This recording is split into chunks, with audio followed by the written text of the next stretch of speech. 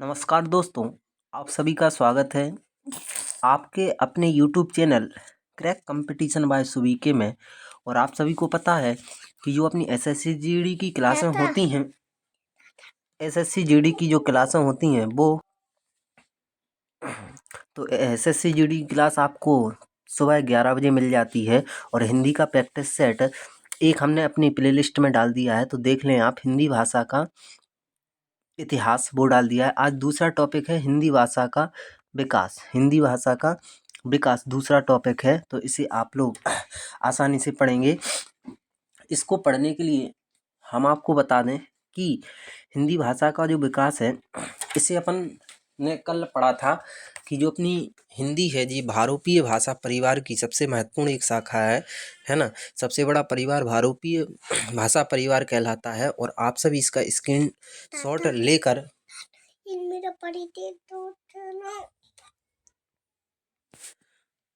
तो ये पार्ट आपको सेकंड पार्ट है हिंदी भाषा का विकास। इसको स्टार्ट करें तो भारतीय आर्य को अगर अपन देखें तो इसे मुख्य रूप से 3 भागों में बांटा गया। एक क्या कहलाता है प्राचीन भारतीय आर्य, एक कहलाता है मध्यकालीन भारतीय आर्य और एक कहलाता है आधुनिक भारतीय आर्य। यानी हिंदी को विस्तार से समझने के लिए इसे अपन 3 भागों में बांटते हैं, प्राचीन भारतीय आर्य, मध्यकालीन भारतीय आर्य और आधुनिक भारतीय आर्य। अगर अपन प्राचीन भारतीय आर्य की बात करें तो इसमें क्या है, संस्कृत सबसे प्राचीन जो अपना ग्रंथ है वो कौन सा है, संस्कृत। प्राचीन भाषा कौन सी है, संस्कृत। और संस्कृत को भी 2 भागों में बांटा गया है। एक कहलाती है वैदिक संस्कृत, कौन सी संस्कृत, वैदिक। और एक कहलाती है लौकिक संस्कृत। वैदिक संस्कृत का जो समय बताया गया जी कब से 1500 ईसा पूर्व से लेकर 1500 ईसा पूर्व से लेकर 1000 ईसा पूर्व। और लौकिक संस्कृत 1000 ईसा पूर्व से 500 ईसा पूर्व। इसके बाद देखें मध्यकालीन भारतीय आर्य को 4 भाषाओं में डिवाइड किया गया है। एक है पाली, प्राकृतिक, अपभ्रंश और अवहट्ट। अगर अपन पाली की बात करें तो इसकी समय सीमा है 500 ईसा पूर्व से 1 ईस्वी तक। प्राकृतिक की है 1 ईस्वी से 500 ईस्वी तक। अपभ्रंश की है 500 से 1000 ईस्वी तक। और अवहट्ट की है 900 से 1100 ईस्वी। तो ये आपको याद रखना है। इसके बाद आधुनिक भारतीय आर्य को 3 भागों में बांटा गया, प्राचीन हिंदी, मध्यकालीन हिंदी और आधुनिक हिंदी। तो आप सभी इसे हम आपको पढ़ाएंगे नहीं तो यूट्यूब पर ही इसे पढ़ाएंगे, भाषा खंड और साहित्य खंड, बाकी व्याकरण खंड भी पढ़ाएंगे, है ना। तो इसका आप स्क्रीनशॉट लें या फिर नोट डाउन करते चलें। हिंदी का दूसरा टॉपिक हिंदी भाषा का विकास है, जिसे हमने समझा 3 भागों में। इसके आगे थोड़ी सी और चर्चा की जाए तो अपन समझते हैं इसको थोड़ा सा आगे। और इसके आगे क्या है, तो इसके आगे देखा जाए कि भारोपीय भाषा परिवार की शाखा क्या कहलाती है। तो काफ़ी महत्वपूर्ण क्वेश्चन है। तो ये कहलाती है भारतीय ईरानी। इसके बाद भारोपीय भाषा परिवार की उपशाखा क्या कहलाती है। तो उपशाखा कहलाती है भारतीय आर्य। तो इन्हें नोट डाउन करते चलें। इसके बाद थोड़ा सा आगे देखें तो भारतीय आर्य को 2 भागों में बांटा गया, एक वैदिक संस्कृत और एक लौकिक संस्कृत। इसके बाद थोड़ा सा अगर अपन आगे चलें विस्तार से वैदिक संस्कृत के बारे में पहले समझते हैं। तो जी काफ़ी महत्वपूर्ण तथ्य हैं जो अधिकांश पूछे जाते हैं। तो याद रखना, पहले पाली आई, फिर प्राकृतिक, फिर अपभ्रंश, फिर अवहट्ट, फिर आधुनिक हिंदी आई जिसमें प्राचीन हिंदी, मध्यकालीन हिंदी और आधुनिक हिंदी। तो वैदिक संस्कृत की बात करें तो संस्कृत आई पहले और संस्कृत भी 2 भागों में टूटी, वैदिक संस्कृत और लौकिक संस्कृत। तो वैदिक संस्कृत ये संस्कृत का पहला भाग है जिसे देववाणी कहा जाता है। देवों के द्वारा सबसे पहले उच्चारित हुई थी तो इसे देववाणी कहा गया। इसके बाद इससे लिखा गया पहला ग्रंथ ऋग्वेद है। काफ़ी इंपॉर्टेंट क्वेश्चन, वैदिक संस्कृत से लिखा गया पहला ग्रंथ कौन सा है, ऋग्वेद है। उसके समकालीन ईरान में एक वेद है जिसका नाम है अवेस्ता, है ना। तो जब ऋग्वेद अपने यहाँ लिखा गया था तब ईरान में एक वेद लिखा गया था जिसका नाम है अवेस्ता। कौन सा है, अवेस्ता। अगला फैक्ट, इनको अच्छे से नोट डाउन करें और समझें। इससे संहिता, संहिता मतलब वैदिक संस्कृत से ऋग्वेद लिखा गया, यजुर्वेद लिखा गया, सामवेद लिखा गया और अथर्ववेद भी लिखा गया। इसके बाद देखें वैदिक संस्कृत को कई नामों से जानते हैं। एक तो इसे देववाणी कहते हैं, इसके बाद इसे हिंदी की आदि जननी कहते हैं, इसे देव भाषा कहते हैं, इसे आर्य भाषा कहते हैं और देशज भाषा के नाम से भी वैदिक संस्कृत को जाना जाता है, जो संस्कृत का पहला भाग है। नेक्स्ट देखें, देखो अभी हम आपको क्या कर रहे हैं, पहले हम आपको डिटेल पढ़ा रहे हैं, इसके बाद MCQ लगाएंगे बहुत सारे। अब देखें संस्कृत का दूसरा भाग जिसे कहते हैं लौकिक संस्कृत। तो यह संस्कृत का दूसरा भाग है जिसे ब्राह्मण संस्कृत व उत्तर संस्कृत के नाम से जाना जाता है। लौकिक संस्कृत से लिखा गया पहला ग्रंथ कौन था? रामायण। कौन सा था? रामायण, जिसे वाल्मीकि ने लिखा था, है ना, ये याद रखना। इसके बाद लौकिक संस्कृत से वेदांग लिखे गए, और वेदांग की संख्या कितनी है? 6। इससे पुराण भी लिखे गए, और पुराणों की संख्या कितनी है? 18। इससे उपनिषद भी लिखे गए, उपनिषद की संख्या कितनी है? 108। और इससे आरण्यक भी लिखे गए हैं, किससे? लौकिक संस्कृत से, जो अपना संस्कृत का दूसरा भाग कहलाता है। इसके बाद अपना यहाँ पर फिनिश होता है फिर यहाँ पर आता है अपनी पाली भाषा, प्राकृतिक भाषा, है ना। तो इसको अपन थोड़ा सा समझते हैं। तो अभी हम सभी ने भारतीय आर्य को समझा, इसे 3 भागों में बांटा दिया। तो प्राचीन भारतीय आर्य समझ लिया है। अब मध्यकालीन भारतीय आर्य में पहली जो है वो क्या है? पाली। दूसरा है प्राकृतिक, तीसरा अपभ्रंश और चौथा अवहट्ट। तो क्रम से समझते हैं ये क्या है। तो ये पाली है, यह मध्यकालीन भारतीय आर्य की प्रथम भाषा कहलाती है। ध्यान रखना, ये क्वेश्चन आपको मिलेंगे बार बार। इसके बाद गौतम बुद्ध थे, उन्होंने अपने उपदेश भी किस भाषा में दिए? पाली भाषा में। इसके बाद बौद्ध धर्म के त्रिपिटक की भाषा भी क्या है? पाली। महत्वपूर्ण फैक्टों के साथ हम ये सीरीज लाए हैं। तो पहले अपन थोड़ा डिटेल समझते हैं, थोड़ा क्या है ये हिंदी भाषा का विकास, फिर इसके MCQ लगाएंगे। अशोक के शिलालेखों की भाषा भी क्या है?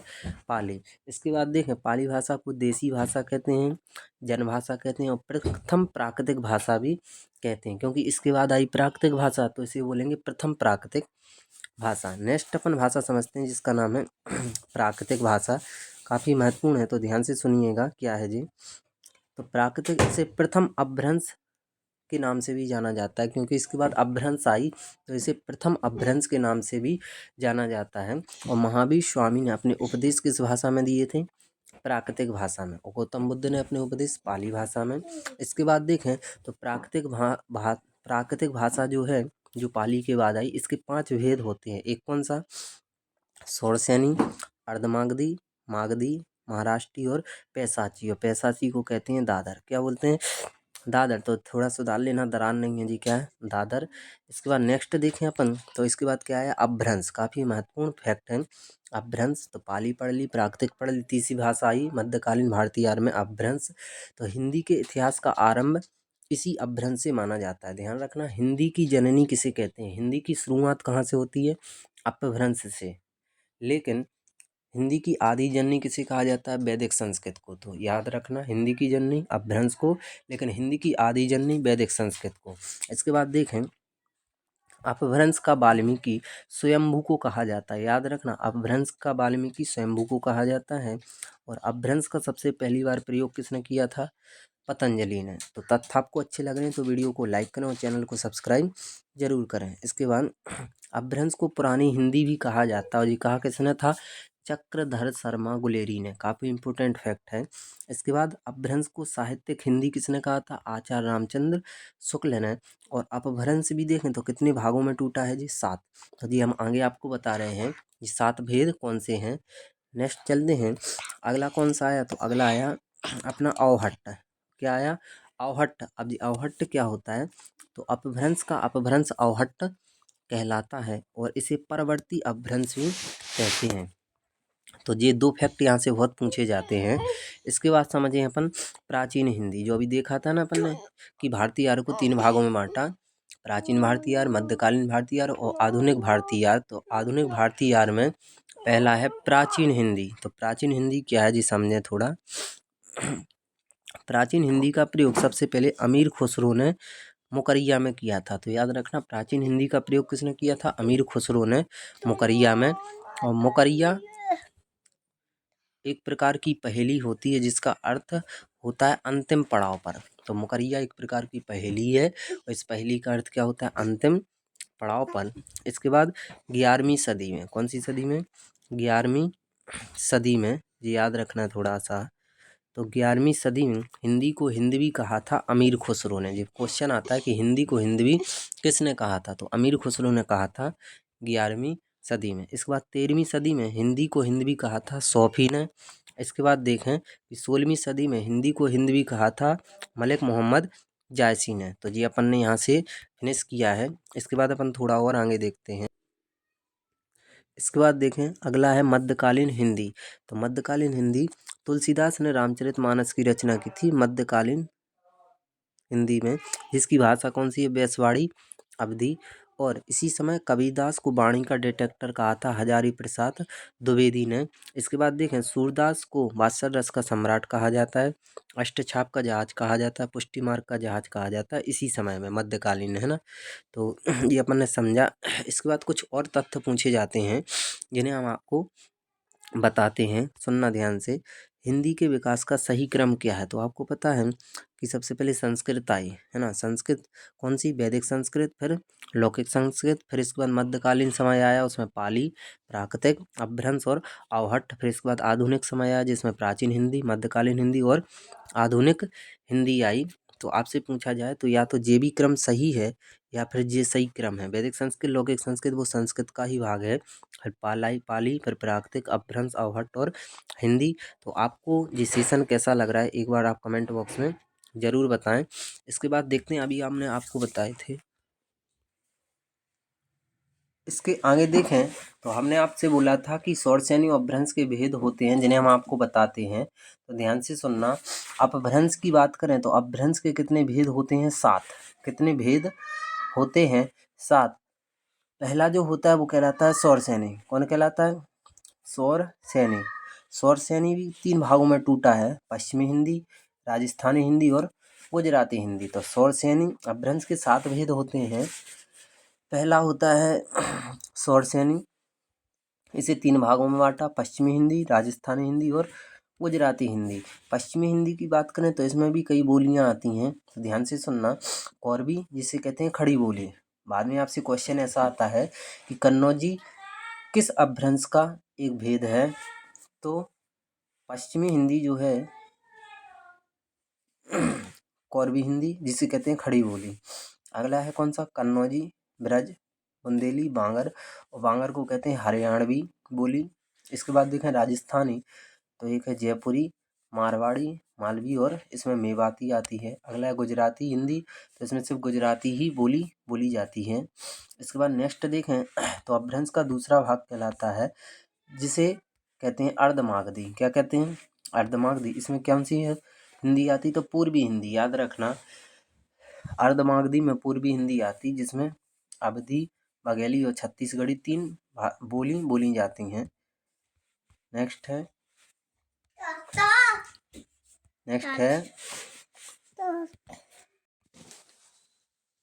इसके आगे देखा जाए तो अगली अपभ्रंश का भाग है मागधी, और मागधी में आती है बिहारी हिंदी। और बिहारी हिंदी में कौन कौन बोली जाती हैं, भोजपुरी, मैथिली और मगही, 3 बोली जाती हैं। इसके बाद नेक्स्ट की बात करें तो अगला है अपभ्रंश का चौथा भाग जिसे बोलते हैं महाराष्ट्री। और महाराष्ट्री में कौन सी बोली जाती है, मराठी। कौन सी, मराठी बोली जाती है। इसके बाद देखा जाए तो 5वां है अपभ्रंश का भाग जिसे बोलते हैं पैसाची, जिसे दादर के नाम से जानते हैं। इसमें 2 बोलियां प्रमुख हैं, एक पंजाबी और एक लहंदा। तो ये क्वेश्चन काफ़ी महत्वपूर्ण है, ध्यान से सुनिएगा, नोट डाउन कीजिएगा। और इसको आप एक रजिस्टर बनाइए हिंदी का, उसमें भाषा खंड में ये नोट डाउन कीजिए, काफ़ी महत्वपूर्ण नोट्स है। इसके बाद 6वां अपभ्रंश का भाग होता है जिसे बोलते हैं खस। खस मतलब होता है यहाँ पर अर्थ पहाड़ी हिंदी, और इसमें 3 बोलियाँ बोली जाती हैं, कुमाऊनी, गढ़वाली और नेपाली। इसके बाद नेक्स्ट की बात करें तो अगला जो है वो कौन सी हिंदी अपभ्रंश का अगला भाग है ब्राह्मण। कौन सी, ब्राह्मण जिसे बोलते हैं सिंध प्रांत में, और यहाँ पर कौन सी बोली जाती है, सिंधी। तो जी अपन ने अपभ्रंश और शौरसेनी के भाग देखे हैं। इसके बाद देखें तो भारत की 5 उपभाषाएं हैं, ये काफ़ी महत्वपूर्ण तथ्य लिया है। तो भारत में 5 उपभाषाएं हैं, और इन 5 उपभाषाओं के आधार पर कितनी बोलियां प्रमुख रूप से बोली जाती हैं, 18। कितनी बोलियां, 18। तो जी कौन कौन सी उपभाषाएं हैं और इनमें बोली कौन सी बोली जाती हैं, ध्यान से सुनना। तो अभी बताया पश्चिम में कौन सी, पौरवी, कन्नौजी, ब्रज, बुंदेली और बांगर। तो कितनी संख्या हुई इनकी, 5 बोलियां। राजस्थानी में जयपुरी, मारवाड़ी, मालवी और मेवाती। तो कितनी संख्या, 4। इसके बाद आगे देखें तो पूर्वी में कितनी, अवधी, बघेली, छत्तीसगढ़ी, यानी 3 बोलियां बोली जाती हैं। इसके बाद मुख्य रूप से बिहार में देखें तो भोजपुरी, मैथिली और मगही मतलब 3 बोलियों का कलेक्शन है। इसके बाद पहाड़ी में देखें तो कुमाऊनी, गढ़वाली और नेपाली 3। तो इस तरह से टोटल 18 बोलियां बोली जाती हैं 5 उपभाषाओं के आधार पर। तो ये अपन ने कुछ इसका महत्वपूर्ण तथ्य देखा है। अब अपन डिटेल में देखा है, समझा है हिंदी भाषा का इतिहास, तो पहले आप अच्छे से देखें हिंदी भाषा का विकास, है ना। अब अपन लगाते हैं बहुत सारे क्या MCQ इनसे जुड़े हुए। तो चलते हैं अपने पहले MCQ के साथ। हिंदी किस भाषा परिवार की एक भाषा है? तो काफ़ी महत्वपूर्ण तथ्य है, ध्यान से सुनिएगा भाई, जो नहीं लगा रहा है तो अच्छे से लगाइए, है ना। तो हिंदी किस भाषा परिवार की भाषा है? तो आपको पता है हिंदी कहाँ की है? तो ये है भारोपीय भाषा परिवार की एक उपशाखा है। और ये भारोपीय भाषा परिवार हिंदी में कितना परसेंट योगदान देता है? लगभग 73%। इसके बाद नेक्स्ट क्वेश्चन की बात करें तो अगला क्वेश्चन है, भारत में सर्वाधिक बोली जाने वाली भाषा कौन सी है? तो भारत में सर्वाधिक बोली जाने वाली भाषा कौन सी है? हिंदी। इन चारों में देखें तो सर्वाधिक कौन सी बोली जाती है? हिंदी, है ना। नेक्स्ट क्वेश्चन, अगला जो क्वेश्चन है इस सेशन का, काफ़ी महत्वपूर्ण फैक्ट लिए गए हैं इसमें। हिंदी भाषा का जन्म हुआ है, तो जिसने भी ये अभी डिटेल नहीं देखा है तो पहले आप उसका डिटेल देखिए, फिर ये तथ्यों को लगाइए, बहुत आसानी से बनेगा। तो हिंदी भाषा का जन्म कहाँ से हुआ है? अपभ्रंश से। लेकिन हिंदी की आदि जननी किसे कहा जाता है? वैदिक संस्कृत को, अभी पढ़ाए हैं हम आपको, है ना। इसके बाद नेक्स्ट नेक्स्ट जो फैक्ट है वो कौन सा लिए हैं, निम्न में से कौन सी बोली अथवा भाषा हिंदी के अंतर्गत नहीं आती है? तो भी पढ़ा था आपने, बांगड़ू आती है, अवधी आती है, कन्नौजी आती है, लेकिन तेलुगु नहीं आती है। तो option D is the correct answer. इसके बाद नेक्स्ट देखें तो हिंदी की विशिष्ट बोली ब्रजभाषा किस रूप में सबसे अधिक प्रसिद्ध है? तो किस रूप में सबसे अधिक प्रसिद्ध है ब्रजभाषा? तो वो है काव्य भाषा के रूप में। किस रूप में? काव्य भाषा, यानी option D is the correct answer. और ये सेशन ऐसा है कि आपको याद ही करना पड़ेगा। नेक्स्ट क्वेश्चन, डुडाड़ी बोली है, तो डुडाड़ी बोली कहाँ की है जी आपको बताना है। तो ये है पूर्वी राजस्थान की। कहाँ की है? पूर्वी राजस्थान की। Option B is the correct answer. इसके बाद नेक्स्ट क्वेश्चन, भारतवर्ष में हिंदी को आप किस वर्ग में रखेंगे, है ना। तो भारतवर्ष में हिंदी को किस वर्ग में रखा जाता है? राजभाषा। और आम बोलचाल की के रूप में हिंदी हमारी राष्ट्रभाषा है, लेकिन इसका यूज जो होता है वो राजभाषा के रूप में होता है। तो हिंदी राजभाषा है। Option A is the correct answer. अगला है, ब्रजबुली नाम से जानी जाती है, तो ब्रजबुली नाम से किसे जाना जाता है? तो ब्रजबुली कहा जाता है पुरानी बांग्ला को। किसे? पुरानी बांग्ला को, यानी option D is the correct answer. Next question इस सेशन का, निम्न में से कौन सी भाषा देवनागरी लिपि में लिखी जाती है?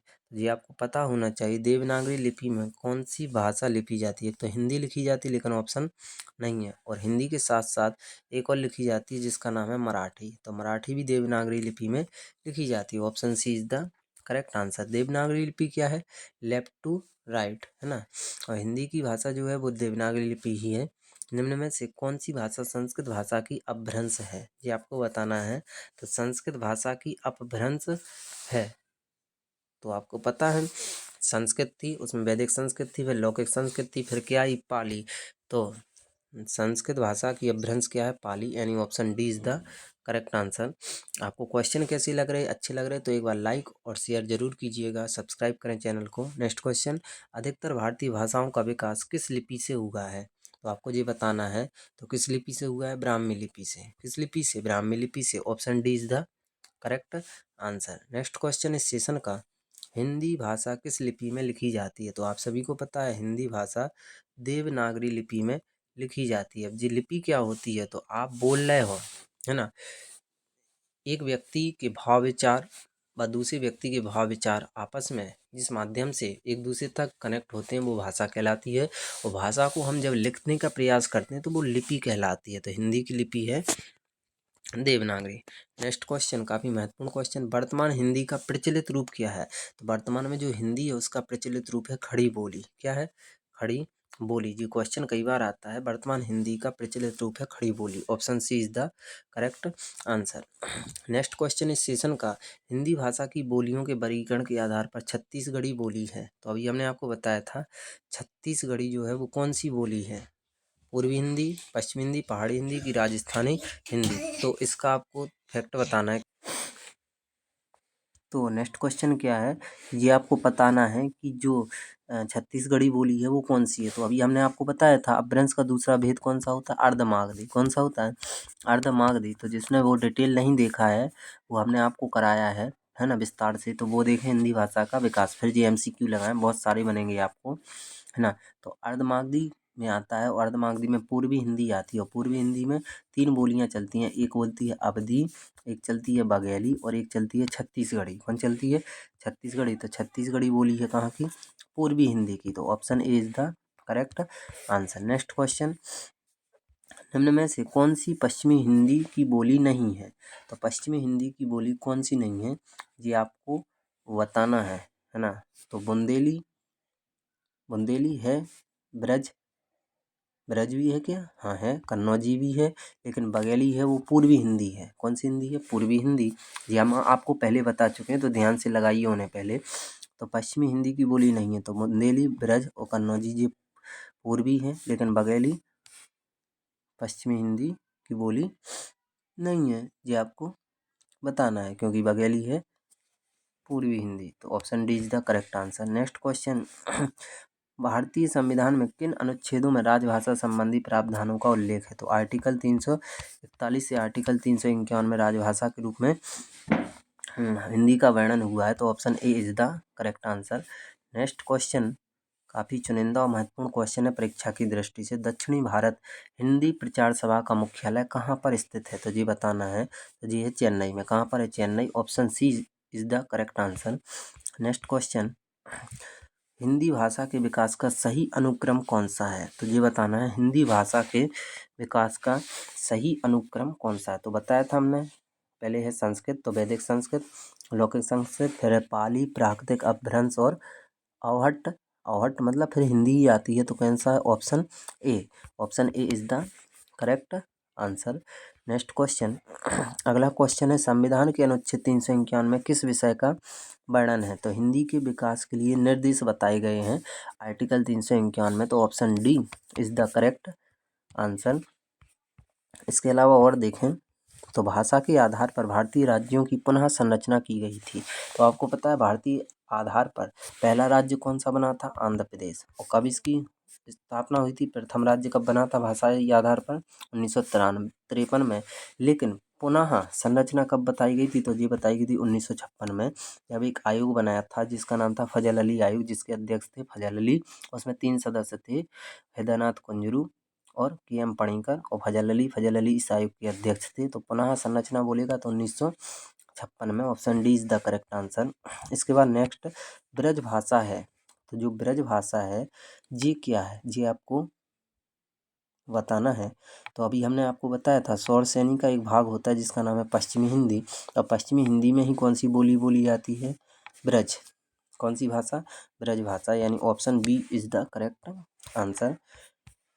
नेक्स्ट क्वेश्चन, भाषाई आधार पर सर्वप्रथम किस राज्य का गठन हुआ था? अभी बताया भाषाई आधार पर सबसे पहले आंध्र प्रदेश राज्य का गठन हुआ था और ये कब हुआ था? 1953 में। तो option D is the correct answer. ये स्टैटिक जीके के हिसाब से भी महत्वपूर्ण फैक्ट आता है। नेक्स्ट, बघेली बोली का संबंध किस उपभाषा से है? तो अभी बताया था जो अपनी बघेली है, ये पूर्वी हिंदी के रूप में आती है, यानी option B is the correct answer. Next question, किस तिथि को हिंदी को राजभाषा बनाने का निर्णय लिया गया? तो संविधान के अनुसार 14 सितंबर 1949 को हिंदी को राजभाषा का दर्जा दिया गया था। इसलिए 14 सितंबर को 14 सितंबर को हिंदी दिवस, राष्ट्रीय हिंदी दिवस मनाया जाता है। और 10 जनवरी 1975 को हिंदी सम्मेलन हुआ था, तो 10 जनवरी को विश्व हिंदी दिवस भी मनाया जाता है। तो फैक्टों को जरूर सुनिएगा। इसका करेक्ट आंसर होगा ऑप्शन सी, 14 सितंबर 1949। नेक्स्ट क्वेश्चन, वर्ष 1955 ईस्वी में गठित प्रथम राज्यसभा आयोग के अध्यक्ष थे। तो आपको पता होना चाहिए प्रथम राजभाषा आयोग कब बना था? 1955 में। जिसके अध्यक्ष कौन थे? तो उनके अध्यक्ष थे खेर। कौन थे? खेर, जो देख रहे होंगे ऑप्शन ए में B G Kher is the correct answer. Next question, question number 26, काफ़ी महत्वपूर्ण क्वेश्चन लिए, तो वीडियो को आप लाइक और शेयर और सब्सक्राइब जरूर करें, है ना। और कमेंट बॉक्स में ज़रूर बताएं कि मज़ा आ रहा है कि नहीं हिंदी में, है ना, क्योंकि काफ़ी चुनिंदा महत्वपूर्ण प्रश्न आपको विस्तार से और एमसीक्यू के साथ लेकर आए हैं। नेक्स्ट क्वेश्चन 26 नंबर का, भारतीय संविधान की 8वीं अनुसूची में शामिल भाषाओं की संख्या कितनी थी? तो जब भारतीय संविधान बना था तो उस 8वीं अनुसूची में सबसे पहले भाषाएं कितनी थी? 14, और 14 से बढ़कर कितनी हो गई थी? 8 भाषाएं और जुड़ गई थी। और तो कितनी हो गई थी? 22। तो option D is the correct answer. 8वीं अनुसूची में वर्तमान में 22 भाषाएं हैं, है ना। नेक्स्ट क्वेश्चन, हिंदी की आदि जननी किसे कहते हैं? अगर क्वेश्चन आता हिंदी की जननी किसे कहते हैं तो आंसर होता अपभ्रंश, लेकिन हिंदी की आदि जननी किसे कहते हैं तो आपको पता है हिंदी की आदि जननी किसे कहा जाता है? ये हम आपको बता चुके हैं, है ना। संस्कृत को, और संस्कृत में भी किसे? वैदिक संस्कृत को। तो वैदिक संस्कृत ऑप्शन में है नहीं है, तो संस्कृत है, तो इसका करेक्ट आंसर क्या होगा? ऑप्शन ए, संस्कृत को हिंदी की आदि जननी कहा जाता है। संस्कृत से ही हिंदी का विकास हुआ है। इसके बाद 8वां विश्व हिंदी सम्मेलन, है ना, वर्ल्ड हिंदी कॉन्फ्रेंस 2007 ईस्वी का आयोजन स्थल था। तो 8वां, अभी तक देखें वर्तमान में तो कितने विश्व हिंदी सम्मेलन हो चुके हैं? 12। अगर देखें प्रथम विश्व हिंदी सम्मेलन कब हुआ था तो याद रखना, महत्वपूर्ण फैक्ट है, 10 जनवरी सन 1975 को। ये कहाँ पर हुआ था? नागपुर में, प्रथम विश्व हिंदी सम्मेलन। इसलिए विश्व हिंदी दिवस या अंतर्राष्ट्रीय हिंदी दिवस 10 जनवरी को मनाया जाता है। लेकिन 8वां पूछा गया है, तो 8वां विश्व हिंदी सम्मेलन 2007 में हुआ था न्यूयॉर्क में। कहाँ पर? न्यूयॉर्क में। Option D is the correct answer. इसका नेक्स्ट क्वेश्चन, निम्न में से कौन भारोपीय परिवार की भाषा नहीं है? तो कौन नहीं है ये बताना है आपको। तो हिंदी है, करेक्ट है। मराठी भी है, गुजराती है, लेकिन मलयालम भारोपीय परिवार की भाषा नहीं है, तो option C is the correct answer. Next question इस सेशन का, हिंदी दिवस कब मनाया जाता है? तो अभी हमने आपको बताया था हिंदी दिवस कब मनाया जाता है? 10 सितंबर, जो मनाया जाता है राष्ट्रीय हिंदी दिवस 10 सितंबर को। Option A is the correct answer. Next question, भाषा का निर्माण होता है, तो भाषा का निर्माण कैसे होता है? अमूर्त ध्वनियों से, मूक संकेतों से, व्यक्त ध्वनियों से, कि आँखों से? तो इसका करेक्ट आंसर होगा ऑप्शन सी, और ऑप्शन सी में क्या है? व्यक्त ध्वनियों से ही भाषा का निर्माण होता है। नेक्स्ट क्वेश्चन, अशोक के शिलालेख ब्राह्मी लिपि में लिखे गए तथा किस भाषा में उत्कीर्ण किए गए? किस भाषा में? तो अशोक के शिलालेख हैं ब्राह्मी लिपि में, लेकिन किस भाषा में लिखे गए? तो जी किस भाषा में लिखे गए? तो सॉरी, किस भाषा में लिखे गए? जी हम आपको बताए थे अभी, तो किस भाषा में? पाली भाषा में। तो option B is the correct answer. आप एक बार कमेंट बॉक्स में ज़रूर बताएं कि हमारी मेहनत आपको कैसी लग रही है, समझ में आ रहा है कि नहीं आ रहा है। डिटेल में हम जो पढ़ा रहे हैं और एमसीक्यू भी ला रहे हैं, तो आपके साथ मेहनत फुल हो रही, बस एक बार आप भी साथ दीजिए। बाकी आपको मंजिल तक पहुंचाना मेरा काम है, क्योंकि आपको पता है एक चीज़, सड़क और शिक्षक एक जैसे होते हैं, जहाँ हैं वहीं रहते हैं, लेकिन अपने शिष्यों को, अपने दोस्तों को और उनके साथ जो पढ़ते हैं उन्हें वो बहुत आगे कर देते हैं। तो सड़क और शिक्षक एक जैसे होते हैं, बस आपके समझने की प्रयास है, आप किस टीचर को किस भाव से देखते हैं, है ना। आप सही बोलें गलत बोलें, टीचर सब ग्रहण कर लेता है ना, और वो भी जानता है। तो इसलिए आप थोड़ा सम्मान दें। यही देखो, हम अपने गुरु को देते हैं, तो आप भी अपने गुरु को दीजिए। आपका जो भी गुरु हो, आपको जो भी पढ़ाया हो, भले ही 2 शब्द पढ़ाए, लेकिन वो आपका हमेशा गुरु रहेगा। तो सम्मान बहुत बड़ी चीज़ होती है, और गुरु सम्मान ही मांगता है, उसे पैसों की कोई ज़रूरत नहीं होती। सम्मान दिया तो बहुत अच्छा, है ना। चलते हैं 33 क्वेश्चन, पूर्वी हिंदी का संबंध किसे माना गया है? तो किसे माना गया है पूर्वी हिंदी का संबंध? अभी बताए थे हम आपको, स्वरसेनी जी है, जो स्वरसेनी जी है अर्धमागधी। शौरसेनी जो है इसे बताया था, सॉरी, शौरसेनी था ये पश्चिमी हिंदी, राजस्थानी हिंदी और गुजराती हिंदी को बताता था। अर्धमागधी पूर्वी हिंदी को बताता था, है ना। तो अर्धमागधी अपभ्रंश हमने बताया था अभी पिछले, देख लेना जिसने देखा नहीं है। तो पूर्वी हिंदी का संबंध है अर्धमागधी से। नेक्स्ट क्वेश्चन, राजकीय कार्यों में राजकीय कार्यों में प्रयुक्त होने वाली भाषा क्या कहलाती है? तो आप सभी को पता है, राजकीय कार्यों में प्रयुक्त होती है उसे कहते हैं राजभाषा। क्या कहते हैं? राजभाषा। जो दिख रहा होगा ऑप्शन ए में, तो option A is the correct answer. Next question इस सेशन का, भारत में भाषाओं का साहित्यिक विकास क्रम माना जाता है। तो ये हम बता चुके हैं, वैदिक संस्कृत, लेकिन यहाँ पर संस्कृत से शुरुआत होती है। संस्कृत, पाली, फिर प्राकृतिक, फिर अपभ्रंश, यानी option A is the correct answer. Next question, Dogri भाषा मुख्य रूप से कहाँ बोली जाती है? तो जी आपको बताना है, जो डोगरी है ये मुख्य रूप से कहाँ बोली जाती है ना। तो 8वीं अनुसूची में 22 भाषाओं को शामिल किया गया है। तो जम्मू कश्मीर, जो अभी वर्तमान में केंद्र शासित प्रदेश है, यहाँ पर एक भाषा बोली जाती है जिसका नाम है डोंगरी, जो ऑप्शन ए में दिख रहा होगा तो करेक्ट होगा। इसका नेक्स्ट क्वेश्चन, मध्यकाल में काव्य भाषा में सर्वाधिक प्रचलित बोली थी, है ना, तो काव्य भाषा के रूप में प्रचलित बोली कौन सी थी? ब्रज भाषा। तो option C is the correct answer. Next question, question number 38, वर्तमान हिंदी का प्रचलित रूप क्या है? तो अभी बताया था, वर्तमान हिंदी का प्रचलित रूप है Khari Boli. Option C is the correct answer. Next question, Dwivedi युग के प्रवर्तक कौन थे? द्विवेदी युग के द्विवेदी होंगे और कौन थे? Mahavir Prasad Dwivedi. Mahavir Prasad Dwivedi, option A is the correct answer. Next question, question number 40, किस युग को आधुनिक हिंदी कविता का सिंहद्वार कहा जाता है? यानी हिंदी कविता, आधुनिक हिंदी कविता की जो शुरुआत होती है वो होती है भारतेंदु युग से, और भारतेंदु युग दिख रहे होंगे ऑप्शन ए में। नेक्स्ट क्वेश्चन इस सेशन का काफ़ी महत्वपूर्ण क्वेश्चन होने वाला है।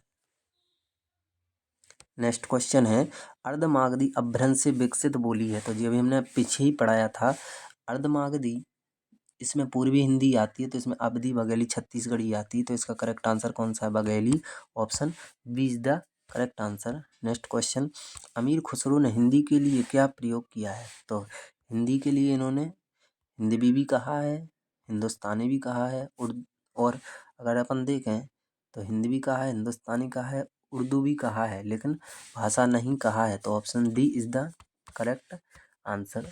नेक्स्ट क्वेश्चन, विकास की दृष्टि से प्राकृतिक की पूर्वकालीन अवस्था का नाम क्या है? तो अभी बताया था, प्राकृतिक की पहली अवस्था क्या कहलाती है? पाली। पाली, प्राकृतिक, पाली, प्राकृतिक, अपभ्रंश और अवहट्ट। तो प्राकृतिक से पहले क्या है? पाली, यानी option A is the correct answer. Next question इस सेशन का 44, हिंदी का आदि कवि किसे कहा जाता है? अभी बताया था, स्वयंभू को हिंदी का आदि कवि कहा जाता है। Option A is the correct answer. Next question, कौन एक भाषा है? ये बताना है आपको। तो कौन एक भाषा है? मेवाती है, मेवाती भाषा है, मेवाती बोली है, मारवाड़ी भी बोली है ना, जो राजस्थान में बोली जाती है, बुंदेली भी एक बोली है, लेकिन पाली एक क्या है? भाषा। पाली प्राकृतिक, अपभ्रंश, अवहट्ट, वैदिक संस्कृत, लौकिक संस्कृत की भाषा है। तो पाली, यानी option B is the correct answer. Next question इस सेशन का 46, किस राज्य की राजकीय भाषा हिंदी नहीं है? ये बताना है आपको। तो हरियाणा की राजकीय भाषा हिंदी है, उत्तर प्रदेश की है, मध्य प्रदेश की, लेकिन पंजाब की राजकीय भाषा हिंदी नहीं है। तो option A is the correct answer. Next question, question number 47, किस देश में हिंदी बोली तथा लिखी जाती है? ये बताना है। तो हिंदी किस देश में बोली जाती है और लिखी जाती है? तो भारत के समान एक और देश है जिसका नाम है Mauritius. Option B is the correct answer. Next question, कौन सी बोली हिंदी की उपभाषा पहाड़ी की नहीं है? पहाड़ी की नहीं है। हमने आपको बताया था कि अपभ्रंश के 7 भेद होते हैं, शौरसेनी, अर्धमागधी, मागधी, महाराष्ट्री, पैशाची, खस और ब्राह्मण, है ना। तो पहाड़ी की नहीं है, तो पहाड़ी की कौन होती हैं? खस हिंदी होती है, कुमाऊनी, गढ़वाली और नेपाली। तो गढ़वाली होगी, कुमाऊनी होगी, कोंकणी, कोंकणी नहीं होती है, कोंकणी नहीं होती है ना। तो option C is the correct answer. Next question 49, कौन सा शब्द फारसी का नहीं है? ये बताना है। तो फारसी का कौन सा शब्द नहीं है? तो हिंदी है फारसी शब्द, हिंदू है, हिंदुस्तान है, लेकिन जो संस्कृत है ये फारसी शब्द नहीं है। Option D is the correct answer. और इस सेशन का सबसे लास्ट क्वेश्चन है, और आप सभी से अनुरोध है कि इतनी आपके लिए मेहनत करें तो एक बार वीडियो को लाइक करें और चैनल को सब्सक्राइब करें और इसे बहुत से बहुत दोस्तों तक शेयर करें, है ना। क्वेश्चन है 50 नंबर का, मागधी किस भाषा को कहते हैं? ये बताना है। मागधी किस भाषा को कहते हैं?